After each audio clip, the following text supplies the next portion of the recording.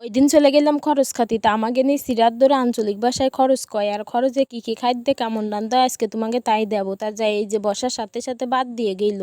তা ভাত কটা গরম না ঠান্ডা আমি আবার তাই ধরে দেখলাম। তারপরে এই দেও শুক্তো দিয়ে গেল। এই শুক্তো মূলত রান্ধে আছে আলু আর মিষ্টি কুমড়ো আর মাছের ডিম দিয়ে। তারপরে আবার লবণ দিতে আইলো। তা আমি আবার ভাতের সাথে লবণ খাই না বলে নিলাম না।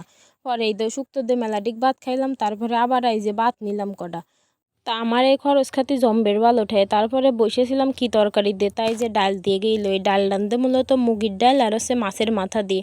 এই ডালটা খাতেও জম্বে সুন্দর লাগে। তারপরে ডাল দিয়েও মেলাডিক ভাত খেয়ে বসেছিলাম তরকারি কন্নে দেবে। তারপরে এই যে তরকারি দিতে চলে আইলো। আর এই যে মেলাখানি কি তরকারি দিল। এই তরকারিটা মূলত রান্ধে আছে আলু দিয়ে। আর এর মধ্যে কিন্তু খুলনার বিখ্যাত সইজালও দিয়ে। তারপরে আমার ফাঁসের কড়ার একটু দেয়াতি কইলো।